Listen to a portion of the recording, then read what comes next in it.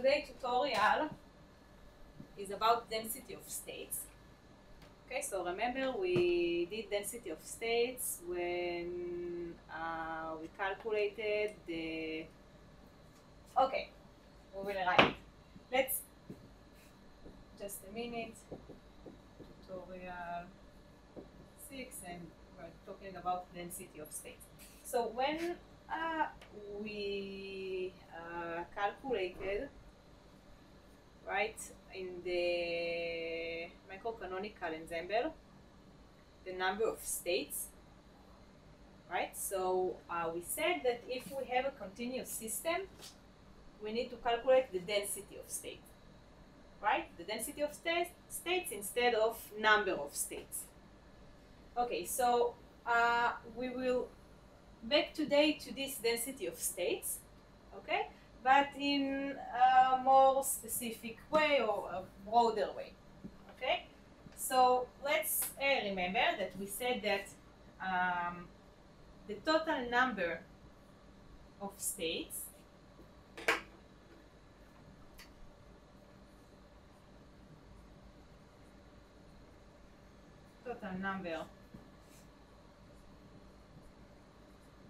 of states up to energy epsilon. Okay, so this will be equal to integral on the density of states, the epsilon. Okay, so this is the same as we said in the tutorial of the microcanonical ensemble. This is density of states. Okay, so the density of states is the derivative of the total number of states relative to epsilon. Okay?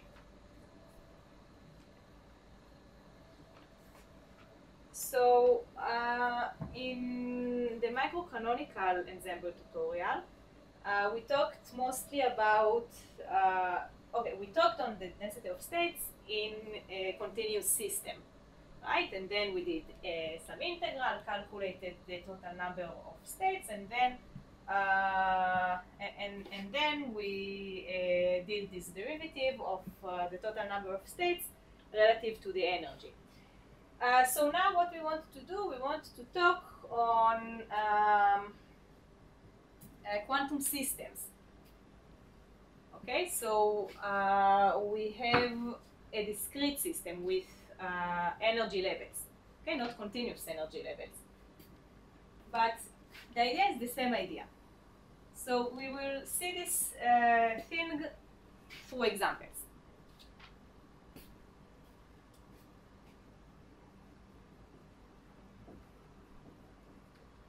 Okay, so first we want to take the simplest example. We want to talk on a free particle.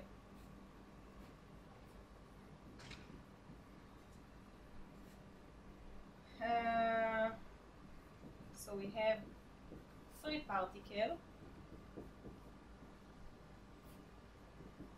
in three-dimensional box. Okay, so the energy of this particle, equals to p squared divided by 2m. Okay, and in a quantum manner, we can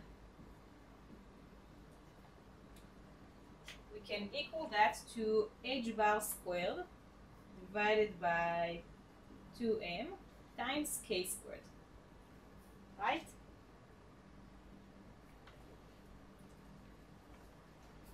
Okay, so that equals, if we want to talk about quantum numbers, this will be equal to h bar squared divided by 2m pi squared divided by l squared, that is the length of the box. And we have here the quantum numbers, nx squared plus ny squared plus nz squared. Okay? So the energy of the particle in a quantum system, a free particle in a quantum system, is this thing. This is the energy of the particle. And now, when we have the energy, we want to calculate the density of states of the system. Okay, so again, we start with the total number of states.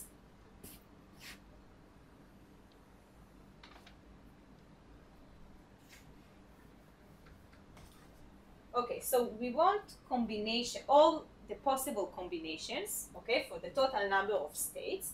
We want all the possible combinations of the quantum numbers, okay, that will give us energy to the particle that less than epsilon. So we want all nx, ny, and z combinations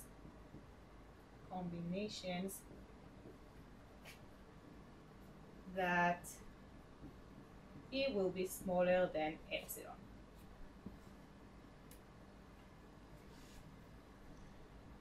So how can we calculate that? So we do such a thing. First, we isolate those quantum numbers. Okay, we can write nx squared plus ny squared plus nz squared will be equal to 2me divided by h bar squared times l squared divided by pi squared. And then we can say, okay, we want all the combinations of those n's that will give us a smaller number than this. So again, we have here a shape of a ball, okay? This is actually an equation of a 3D ball, okay, with radius of 2me divided by h bar and so on. So we can present this as r squared. And then all we need to do is to calculate the volume of this ball to say, okay, all the ends inside this ball satisfying energy less than epsilon. Okay, so we need to calculate the volume of the ball. So an epsilon will be equal to v ball. Okay, now we need to pay attention to our axis. Okay, so if I'll draw, let's say in two-dimensional, okay, because it's hard to draw three-dimensional system, but let's say we have here the x-axis and the y-axis, and we have here the ball we want to calculate its volume. Okay, so quantum numbers are positive numbers, okay? Meaning that the quantum numbers that I can bring to satisfy this equation found only in the positive parts of the axis. Okay, so if I walk in two-dimensional circle, so I see it's only a quarter from the circle. Okay, and if I walk in three-dimensional system, three-dimensional ball, so I need to take only 1/8 of the ball. Okay, so the total number of states is 1/8 of the ball volume. Okay? Okay, great. So all we need now is to calculate a volume of a ball with a given radius. So we have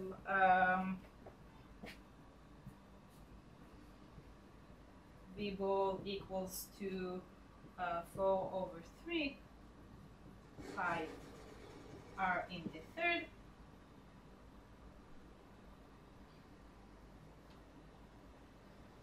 So our total number of states will be equal to 1 over 8 times 4 over 3 times 5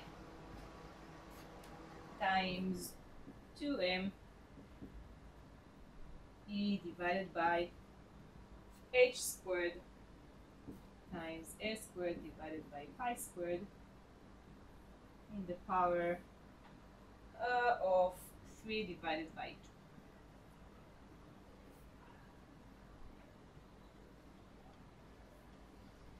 2. Okay, so we have the total number of states, and now we need to compute the derivative.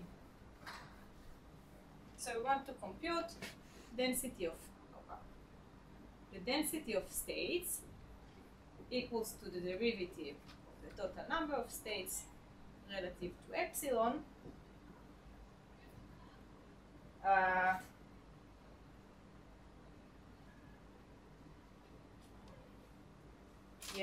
relative to epsilon or e. Okay, our condition is smaller than 2m epsilon divided by h bar.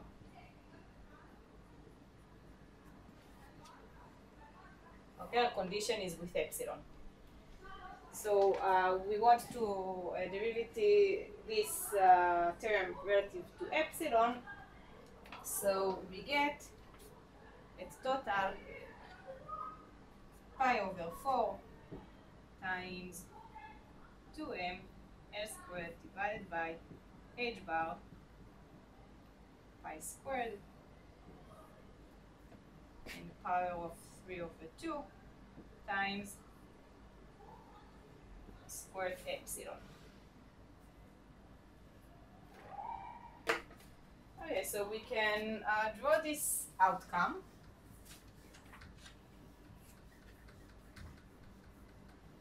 And we can compare it in other dimensions. So this is in 3 dimensions. So if I have the graph of epsilon and density of states, so I can see that in 3 dimensions I have something that goes like squared epsilon. This is in 3D. And if we would do this exercise for 2 dimensions, we would see that in 2 dimensions the energy goes like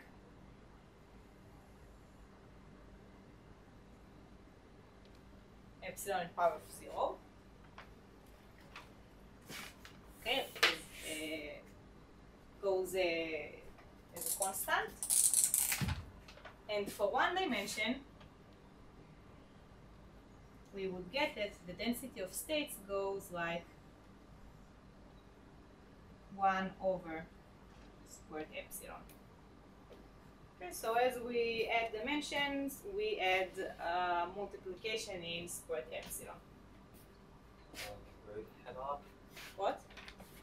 It should be just a slope. This? Yeah. Just should goes to 0. Yeah.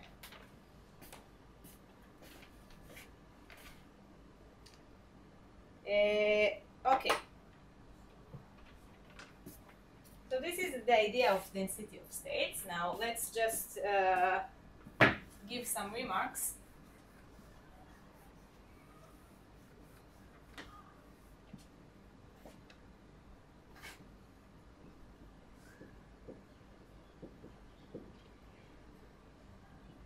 Okay, so because we're talking about quantum systems, okay, we need to take in consideration the spin of the particles. Okay, so if a particle has a spin,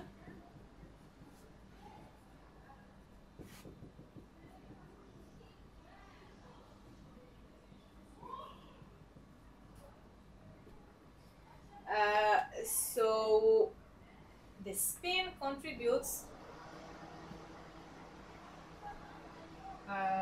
So let's write it as the particle has 2s plus 1 internal degrees of freedom, DOF. So we need, in the total number of states, or in the density of states, we need to multiplicate our result in this term. Okay, so the density of states goes like 2s plus 1 d epsilon. Okay, we need to multiplicate the result in this spin degrees of freedom. Okay, this is about spin.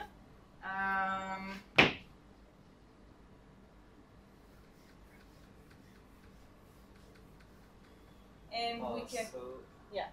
So the possible states is s and s minus 1 and s minus 2 to minus s. Is that all? So 2s plus 1? Yes, so if the spin is 0, we have only one possibility for the spin. Right, and if the spin is half, so we have two possibilities for the spin. We have up and we have down. Okay, so if we will insert here s equals half, we will get 2 degrees of freedom. Okay, for spin up and spin down. Okay, and if the total spin equals to 1, okay, so we have 3 degrees of freedom, and so on. Okay.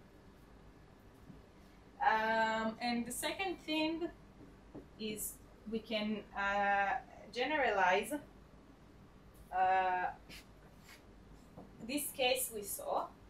So we can say that if the energy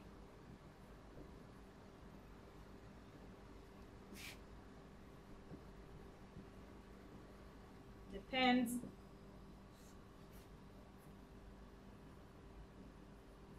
radially on n. So as we saw, if the energy gives us equation of a ball in some dimension, so the total number of states will be equal to 1 over 2 in power of this. So this is for taking only the positive quantum numbers. Okay, as we take as the 1 over a. And then we multiplicate by the, let's write it like this. We take the volume of the ball in d dimensions, and the density of states will be the derivative of this total number of states.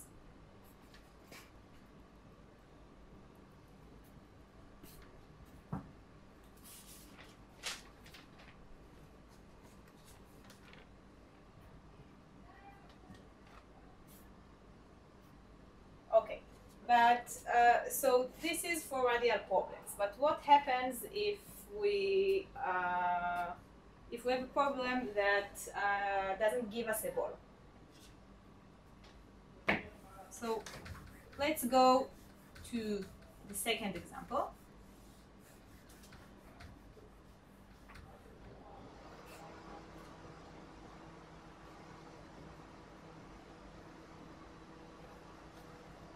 What we have here. Okay, so now we're talking on a photon. So for a photon,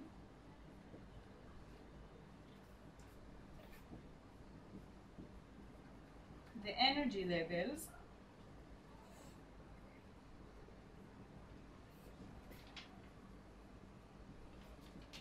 are given by, and we have E equals to h bar omega times nx plus ny plus nz. Okay, and we want to calculate the density of states.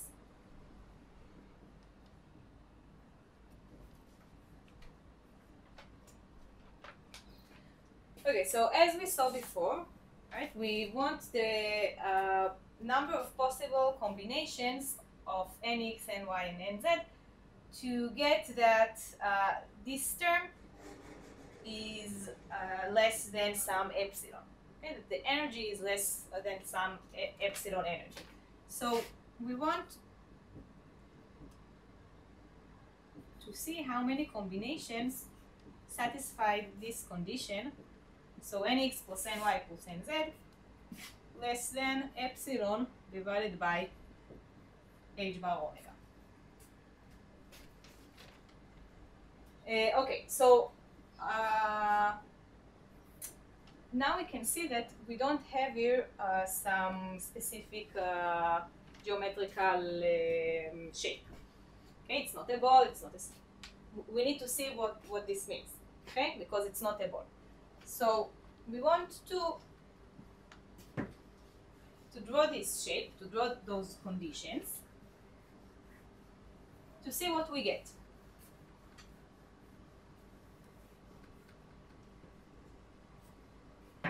Okay, so we have our three-dimensional axis. So this will be x, and this will be y, and this will be z. And now the maximum value over n's in each axis is this term, this value.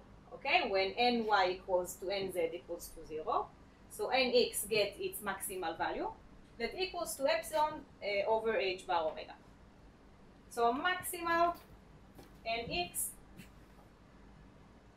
is epsilon over h bar omega. Okay, and the same for ny and nz. Okay, so I'm placing the maximal value in each axis.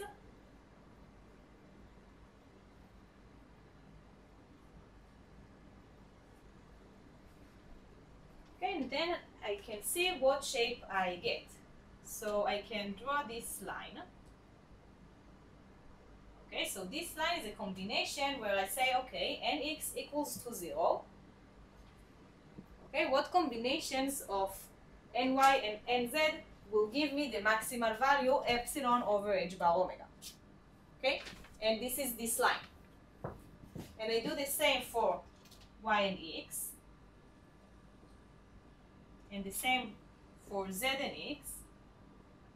Okay, now I have the shape of my maximal values. Okay, all the values inside this shape are satisfying this condition, and all the values outside this shape does not satisfy this condition. Okay, so I actually need to calculate the volume of this shape that we got here, a pyramid. Okay, you can see that it's a pyramid in 3D. Okay, so in order to calculate this number of states, we want to calculate this volume. So how we calculate the volume of the pyramid?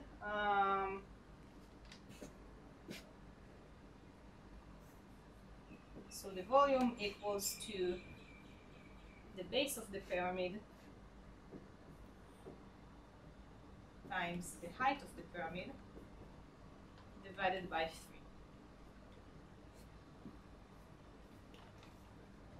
3. Okay, so the base of the pyramid, let's look at the xy plane. Okay, we have,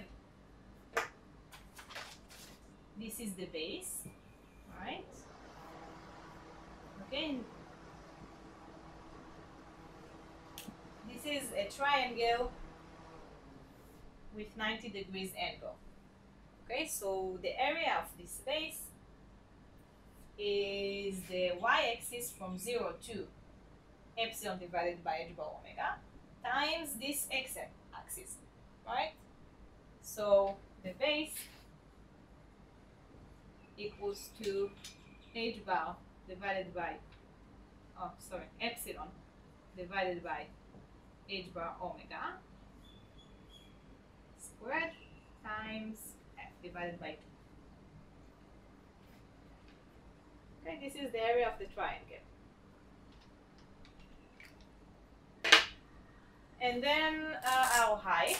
Okay, so again, because we're in the origin of the axis, the height is also pretty simple because the z-axis creates 90 degrees with the base.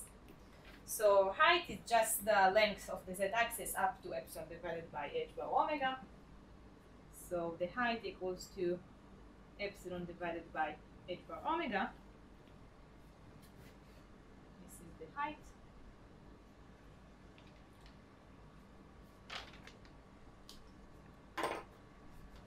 And then the volume of this shape, that is equal to the total number of states up to energy epsilon, equals to 1 over 3.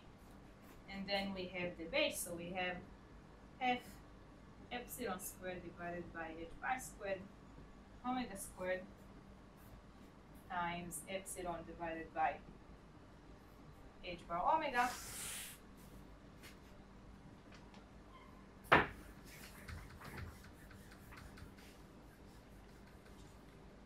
So the total number of states equals to 1 over 6 epsilon in power of 3 divided by h bar omega. Okay, let's do it all in the power of 3. So the density of states with derivative, the n relative to epsilon, and we get epsilon squared divided by 2 h bar omega in power of 3.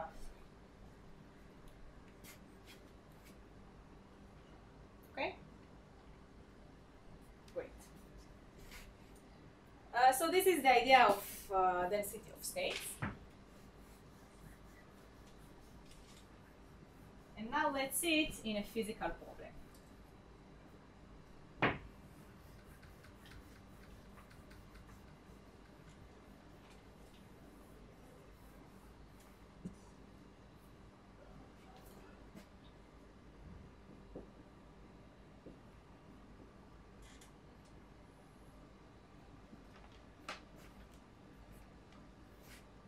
Okay, so it's a bit long question.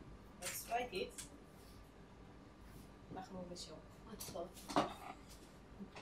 Let's assume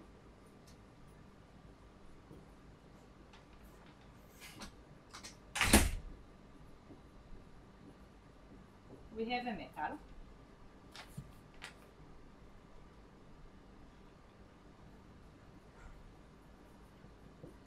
and it's given that the average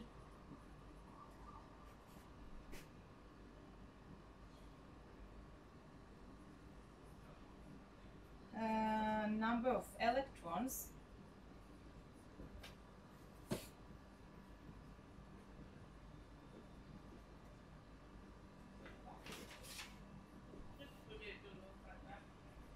for a specific energy level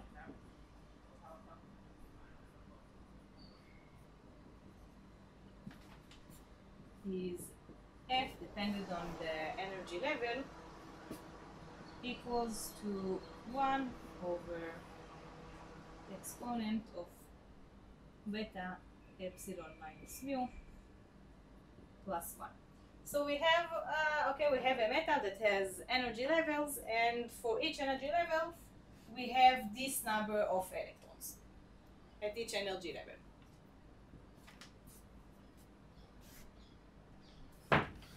Okay, now the lowest energy level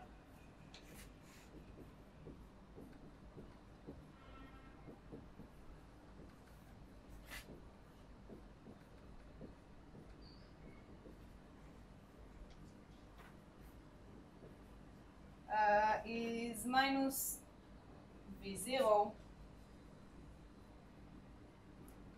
below the chemical potential,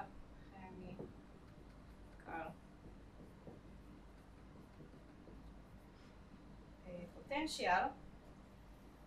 So if we will draw the system,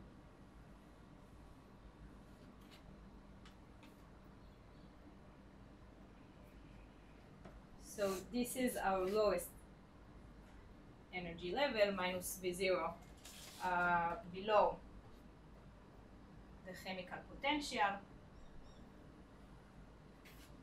So if this is mu, this will be minus V0 under mu.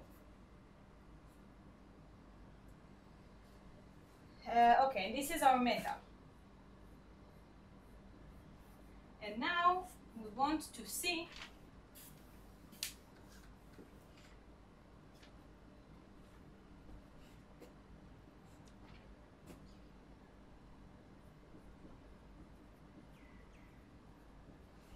how many electrons in the metal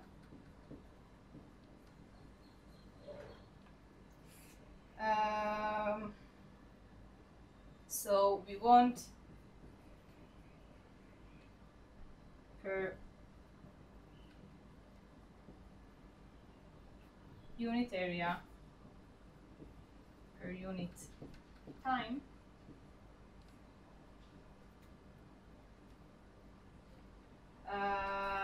So how many electrons has enough energy to escape the metal?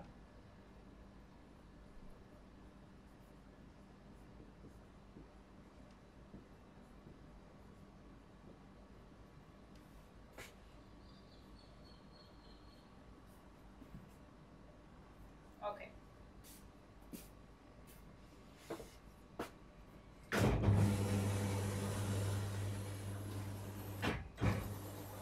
So we have here a lot of data,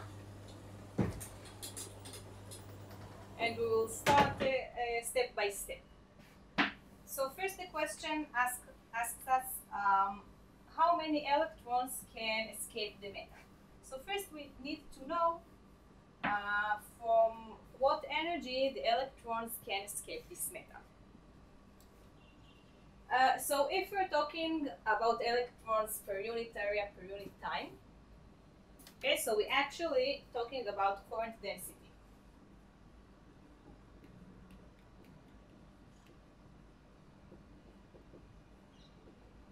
And the current density is defined to be J equals to E. Okay, let's write for now only V. So this is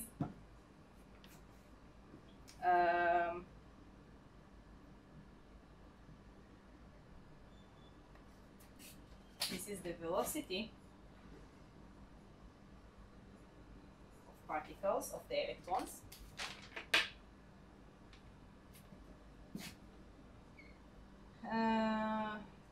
Times rho, where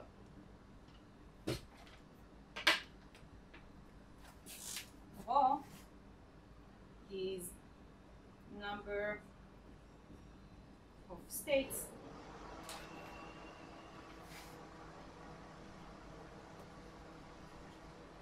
in a volume unit. Okay, so this is the definition of the current density. Okay, and now we can say such a thing. Let's assume that the electrons can escape only from the z direction. Okay, let's assume that in the x-axis and the y-axis the metal is in infinity metal, and the electrons can escape only from the z direction. So we will address the current with only the velocity in the z direction. Okay, when the velocity will be big enough, when the energy will be big enough, so the electrons will be able to escape the metal. they will have enough energy to escape.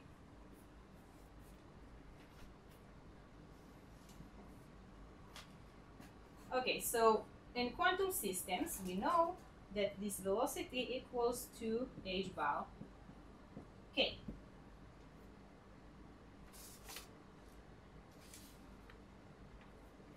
So we know that we can write our current density as E times h bar kz times rho. Okay, now we want to know what is this rho. Okay, we need to find this rho, and when we find it, we can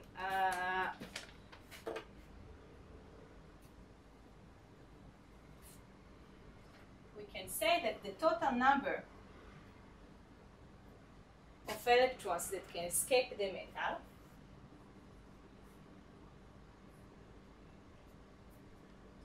okay, so we will integrate over the current density, how many electrons we have in a unit area in a unit time, okay, and in the condition, in the limits of the integral, as we did in the microcanonical ensemble, we will put here the condition that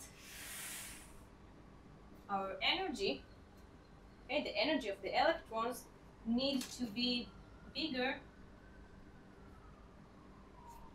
than V0, assuming the electrons in the minimal energy level. Okay, so all electrons that have more than V0 energy will be escaping from the metal.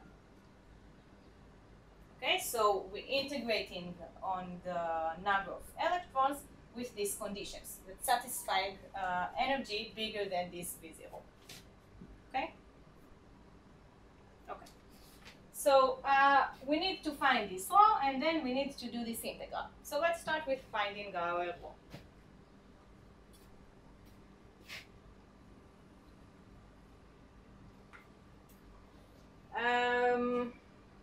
Okay, so we saw that in a quantum system, right? We work in the n space. Let's call it the n space, then a quantum number space.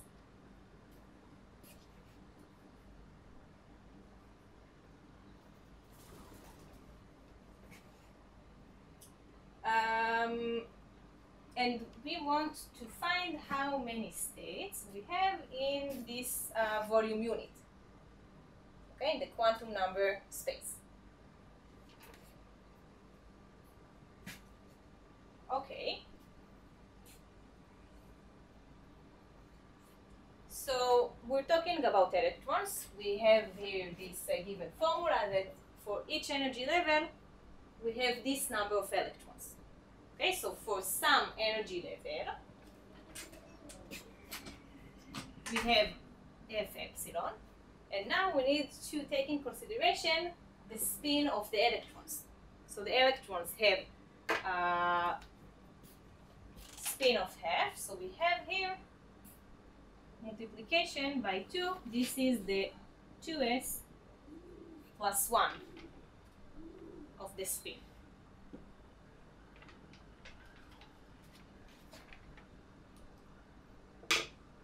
Okay, this is for volume unit in the quantum number space. Okay, so this is our number of states, density number of states, let's call it.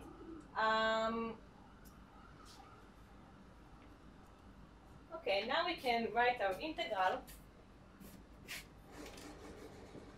and epsilon equals to the integral where ek is bigger than V0, and we have here okay, so we have E times h bar kz times rho, so we have f epsilon times 2 dn. Okay, so now in this integral we have two spaces. Okay, we have this k from the k space, and we're summing on the n space. Okay, so I want to convert this dn from the n space to the k space. Okay, so I can do this integral. Okay, so we know that in order to move from the n space to the k space, we have this link of L divided by 2 pi in the power of 3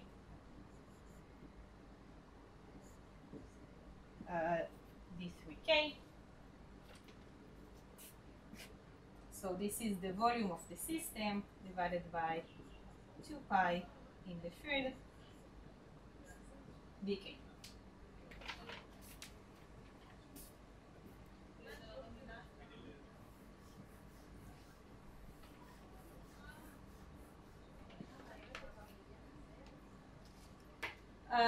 What else we want to do? So we want to take this condition and write it in terms of k's. Okay, of the space I work in the k space. So our ek in the k space equals to h bar squared divided by 2m times kz squared. And now we have the total integral we need to solve. So the number of electrons that will escape from the metal will be equal to integral with the limit of h bar omega divided by 2m kz squared bigger than the 0, and we have here 2e, and we have h bar kz, and we have our f epsilon. What else? Okay, so we have v divided by 2 pi in the third d3k. And we have the total integral we need to solve. Okay, so it's a bit annoying work to solve this integral. I don't really care to solve it algebraic, so I can just write the final solution.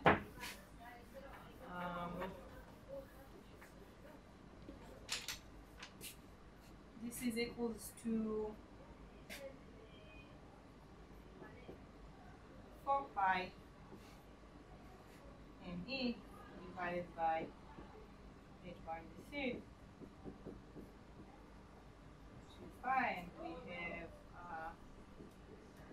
kBt squared. This is from our f, okay, from the beta here. kBt squared e minus v0 divided by kBt. Okay, so the path from this integral to this solution is to express epsilon by kz and then conduct this integral. Or let's just write it as kx, ky, kz, and then we're solving this integral. Okay. Okay, questions? So the next integral, you just need to integral on the kz, right? In this integral? Yeah, just need to integral the kz, and Right. others are just as a constant. Right, so as we did in the microcanonical ensemble, so you integrate regularly on kx and ky, okay, on all this space of kx and ky, okay, and then for kz, we're looking for this condition, and then we say, okay, this will give us some geometrical shape, and then we're calculating this geometrical shape volume. Okay, because this will this condition will give us limits of some shape, and then we calculate the volume of this shape. Yeah, because kz integral is kz squared, so this will be a condition. And what about the kx and ky? So kx and ky, you just integrate on all space. So it will. And kx and ky are from the energy in this term. Okay, you express the epsilon in terms of kx, ky, and kz. Okay, you put it in this formula, in this f. Okay, and then you integrate. So I didn't do it here because you don't really get questions like this. Wow. Okay, so what we wanted to show is how to get to this condition, okay, and how to express from to express from a problem in words to get the physics from the words. Okay, so this is for us a sufficient solution, this integral. Okay. Okay? Yeah. Okay. Whatever we learned today is not going to be on the quiz. What? Whatever we learned today is not going to be on the quiz. Or it is. Stas needs to announce the material for the quiz. Today you will not get homework, you will get exercise next week on this tutorial and the next tutorial.